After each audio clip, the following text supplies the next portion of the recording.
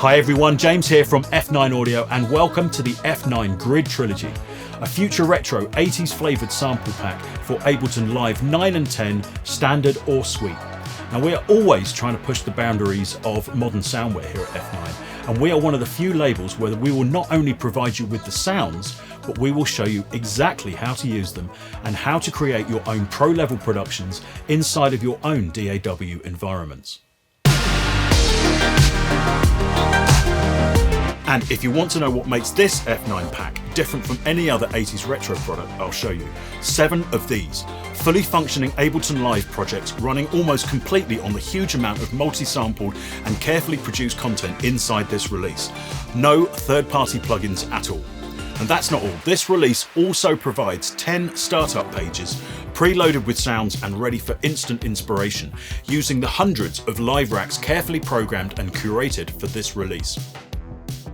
F9 Trilogy is a major remix of 3 original F9 releases, Grid V1, V2 and V3. We've massively progressed as a company since these original releases, and we're proud to say we're now expert in multi-sampling vintage analog and digital equipment and feeding it back into modern DAWs. The core library of this release is over 7 GB and contains double the number of WAV samples of the original Grid instruments. Deluxe customers will also get more than 450 additional pre-warped WAV loops from Grid V1.0 and all 8 drum tracks projects from Grid V3, giving you effectively 27 live projects to use as starting points for your own original productions. We also wanted to make sure that this sample pack was completely future-proof. Far too many retro packs have a lo-fi edge burnt into the audio, and this can't be undone. So we've approached the entire process here with 2 words as a template: future retro. Retro sounds, but with a modern sonic edge so that they will fit into any contemporary production. Now, if you still want a lo-fi edge, these sounds will respond beautifully to post-processing. In fact, they will literally eat it up for breakfast. So let's start to dive in now and take a closer look. So this is the first project that I want to have a look at. It's called Prequel and it's at 120 BPM.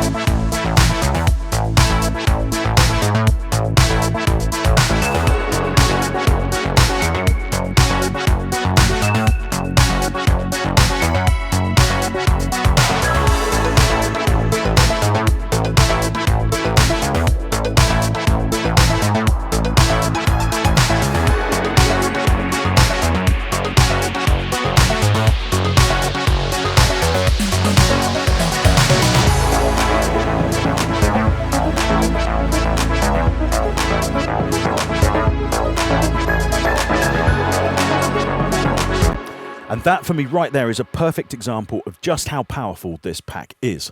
Now, for those of you that are new to F9, this is what we do here. Instead of using static loops and just audio recorded that you can't change, we try to build as much as humanly possible using MIDI and multi-sampled instruments. That gives you full control. Not only that, but if you love the sound of one of the productions within the audio demos, you get direct access to exactly what created them. Okay, so enough talking, let's have a look at some sounds. This is the principal bass part from this piece, made from a patch called Red Bass.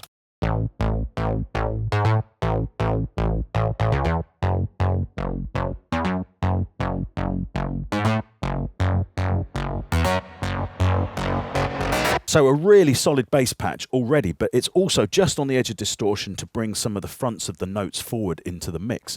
Now, as you heard coming up to that breakdown, there's a couple of extra bits of automation going on.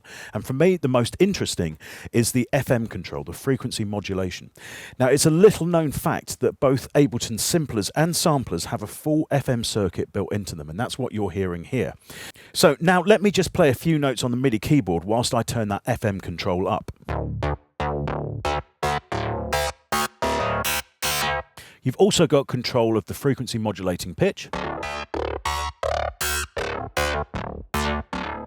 And this macro is a very simple envelope control that will just kind of bring a snappier envelope or a more sustained envelope into play. Now, obviously, the 80s were the birthplace of FM synthesis from a commercial and sonic level. So to be able to have a real-time tunable FM circuit available on all of these bass patches is absolutely invaluable, because as you can hear, you can just drive in some additional metallic overtones to all of the patches. Now, you will have also heard a kind of parallel reverb came in just at the end of this, and then it snapped back down. And we use this quite a lot. It's a great little method for just building into the edge of a changeover, effectively. But as you can see here, even just visually, the automation envelope snaps completely straight back down. Now, if you ever want to know how to do that in live, let's just build another one here. I'm going to put a node here, a node there, and bring it all the way up. And you see at the point of that triangle, we want to snap it back down. I'm now going to come over and pick up our pencil tool, and you literally just draw a 0 value straight in. And it will literally shut that automation straight down. Let's have a listen to that in solo. Now, this bass patch that we're listening to here is just one of the 42 different bass patches available within this collection. And wherever possible and wherever appropriate, for example, particularly when we're sampling analog equipment, we've taken multiple samples and triggered a pseudo round-robin system inside of Ableton, so you don't get that machine gunning effect from just using the same sample each time. So now let's move on to some of the synth patches, and in this section I've just turned a few of them up so they're a bit more prominent.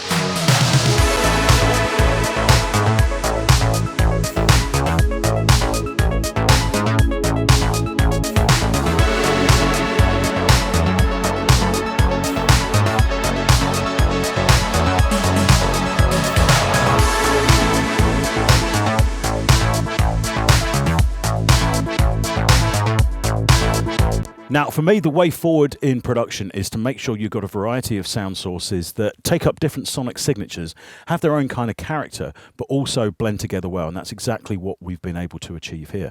So let me just show you a couple of these patches. We've got this fabulous warm 80s poly key. We've got this incredibly rich mega synth pad that's come from about 3 analog synths all playing together and the results being sampled note by note.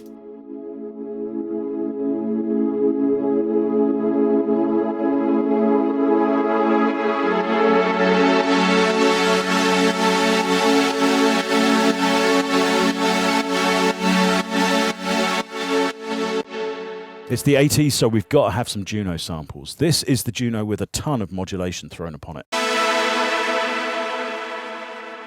We've got a couple of interesting textural patches like this overtone patch from a K5, which is actually an additive synthesizer. And quietly in the background, we've got this excellent little effects patch called Moonbase. Now that's actually heavily filtered inside the production, sounds more like this.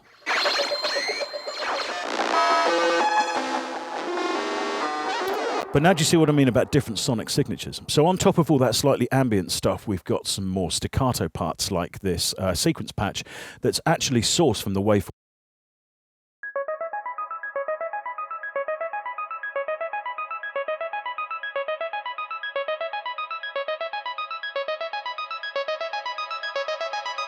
Now, because all of those different sounds have quite different sonic signatures, when you start to add them together, you can get great results.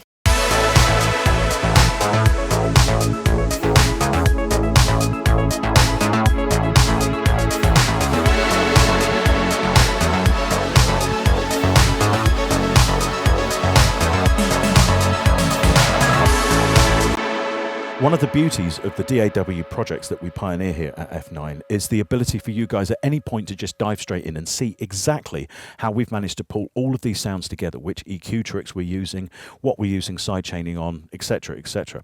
But one thing I should say right now, and I really want to make this clear, is one of the reasons that all of these instruments gel together so well is the huge attention to detail we went to whilst we were actually creating these multi-samples and drum hits. And that's the process I'd like to talk about now. So I thought the best way to explain all of this might be to actually pick one particular patch, show you exactly how we've racked it inside of Ableton, and then talk about the sampling process. So to do this, I've pulled up the Hawksmoor startup page. It's at 84 BPM, double timed, and this is the patch we're going to be looking at, the OBX Holiday Bass.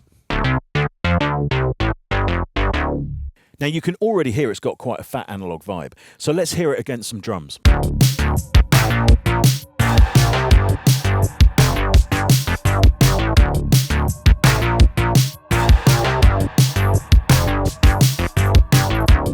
As you can hear there, every single MIDI note is re-triggering the envelope of the patch. And what I actually want is more of the classic portamento bass. And I've deliberately overlapped some of the notes in the MIDI part ready for this. So we're going to come to the rack, open the rack up. We're going to go to the control section of the simpler that's actually driving it. And where we've got glide down here, I'm just going to set that to glide. And yeah, about 45 milliseconds should do it. Now we should get a more classic bass response.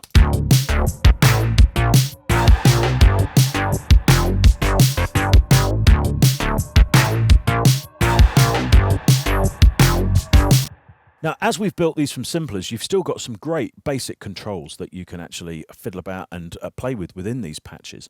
But any of you that have got Live Suite, don't forget at any point you can right-click or control-click on the top bar of the simpler, select this option, Simpler to Sampler, and then you will have full access to all of the controls.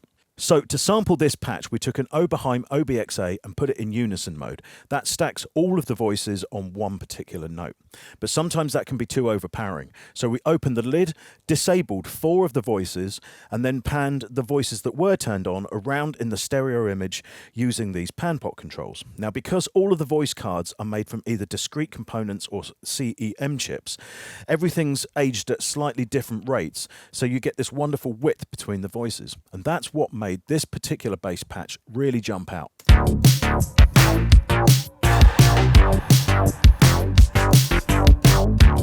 And as with everything at F9, all of this is lovingly sampled through some of the world's finest analog hardware. This is the Oberheim DX. It is the sister drum machine of the wildly successful Oberheim DMX. And as you can see, it's got this fantastic blue striped 80s livery, same as all of the Oberheim devices from that era.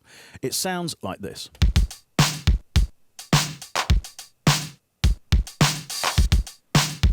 Now, the reason we've used the DX over the Oberheim DMX is internally, if I open this up, you can see the EEPROM chips here. So here we go, kick, snare, hat. There's not actually one in the tom circuit at the moment. And this dual slot is ready for a 707 clap and rim. Now, if any of you out there are already familiar with the Oberheim DX and DMX sounds, you will have already heard that these are not the actual stock sounds of this drum machine. That's because we've been burning custom EEPROM chips to play back inside this device, and we've picked the DX because it will play back chips that are twice the storage length of the chips used inside the DMX. So how did we do this? Well, we found a little PC application that could turn 8-bit WAV files into EEPROM bin files that we could then burn onto our own chips. This gave us an absolutely unique workflow. We were designing drums inside of modern DAWs, transferring them to this ancient 8-bit format, and then playing them back through the voice circuits of an original 80s drum machine. We also picked the DX because it has tuning knobs on the back.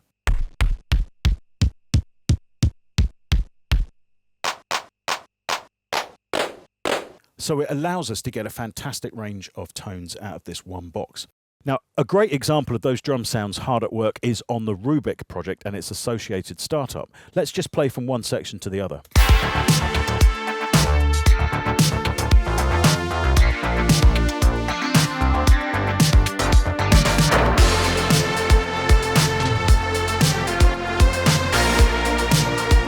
And you'll hear there, now I'm just going to solo all of the rhythm elements. You'll hear this kind of got this real funk and weight to it. It's the only way to describe it. Particularly the snare, it's got that lovely 80s splat.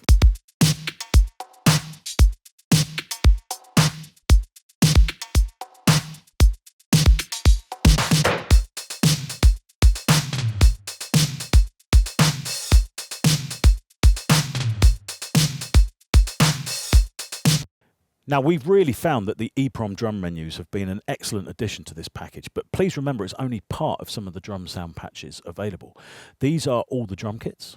We've got a ton of drum menus that are sorted by different sound type, all split up across a MIDI keyboard, and we've also replicated those as drum racks. Now, I don't know if you know this about Ableton's drum racks, but they can sometimes be quite inefficient, and if you've got lots of them on a project, it will dramatically increase that project's load time.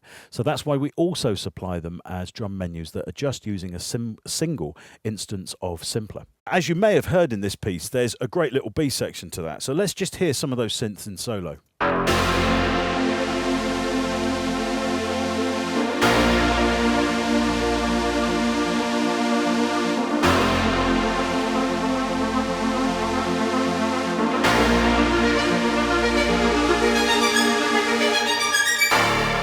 Now there is a great little musical trick just at the end of this piece. This is in A minor. But right at the end of this B section, to fall back into the A minor, we play this chord. Now this chord contains an E flat, and E flat is not in the key of A minor. So what's happening here? Well, basically we're just stepping out for that one moment to create a piece of tension of the normal notes of the key and then going back. But it's actually quite easy if you want to do this on any piece of music that you're working on. First of all, find the main minor chord of the key. So this is the A minor. And then you want to take the top note of the A minor triad chord, which is in this case the E, and drop that just one semitone, so in this case E flat.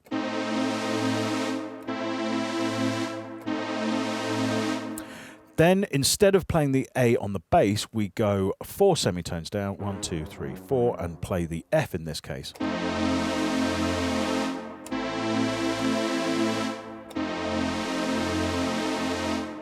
It's almost as if those two chords were just meant to be played one after another. They work so well together. One band that used a lot of changes like this were Depeche Mode. And learning a few of these and having them in your back pocket can be incredibly important. I'm going to be covering as many of these little musical tricks as we possibly can fit into 1 or 2 videos over the coming months. So please keep your eyes peeled on our YouTube channel. The reason why knowing some of these tricks is so important is because they're stepping outside of the normal scales. They can make your chord sequences really stand out. And that's what everybody needs to do, because we are at almost saturation point with the amount of music that is out there. Also within this B section, the more chordal sounds are joined by some stacked leads.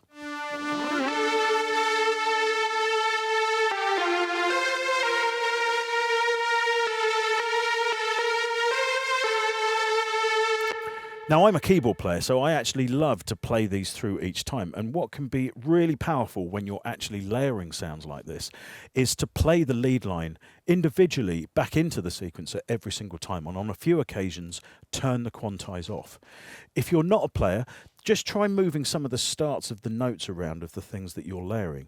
It doesn't work in every single style, particularly if your lead sound has a lot of percussion at the front, but sometimes it can add to this enormous spread and swell.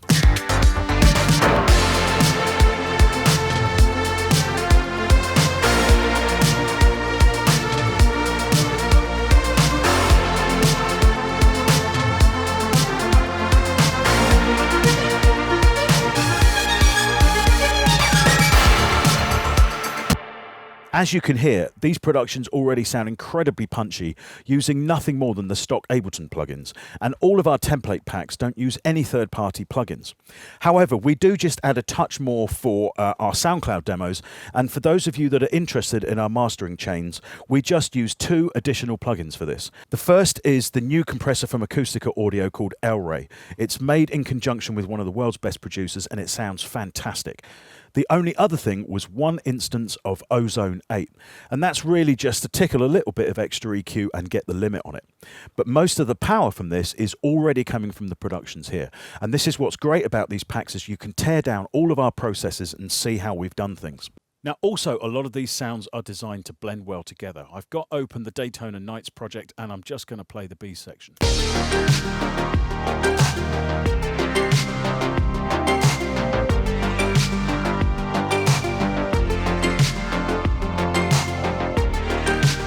And thanks to some careful sampling, we've got 4 separate bass patches working well together. This is one of the drone basses. It's layered with another.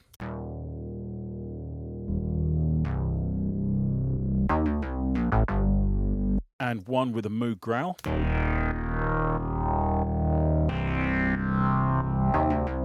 And a more energy bass. Put all 4 of them together, and with some careful EQ work and balance,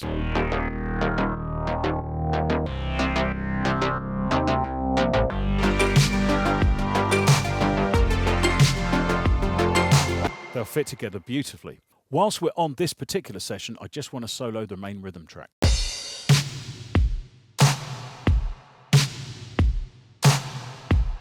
It's got great presence and power to it, and that's because we're using our F9 Grid drum designers. We've got a kick designer, a snare designer, and a clap designer.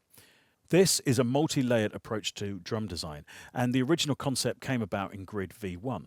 So basically we split a MIDI keyboard up into a series of octaves, and we have different types of sounds across the different octaves. So for example here in octave 1 we have the core sound set, a selection of fairly different tones. Then we've got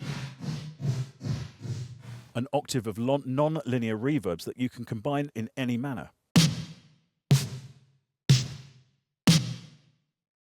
Then we've got some digital grit samples.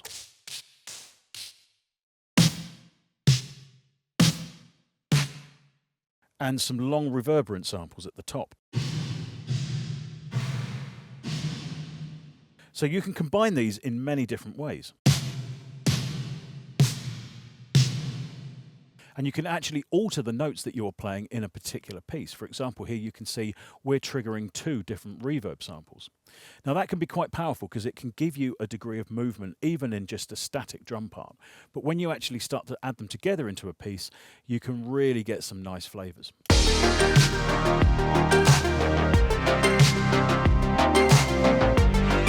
So as another example, here is the kick designer. We've got our core samples at the bottom totally dry. Lots of different flavors there already. You've got some non-lin samples. Then some digital grit.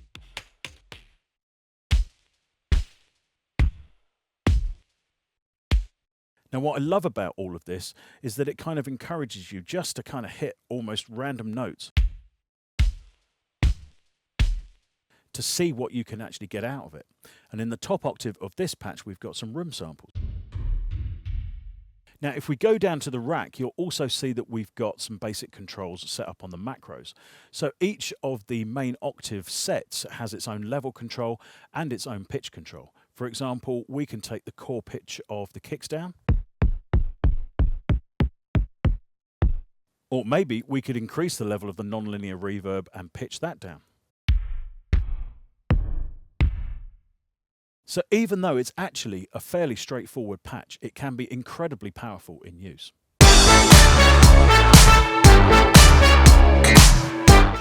So thanks for watching this introduction video to the F9 Grid Trilogy. Please look out for another video where we'll just be using the contents of this pack to build a track from start to finish. We hope if you get it, you get great use out of it. It's already firmly in my workflow, and I've already used it on a couple of remixes. As always, if you make something that you're really proud of with this, please send it to us. We're always keen to know what everybody's doing out there. Thanks for watching, and we'll see you again next time.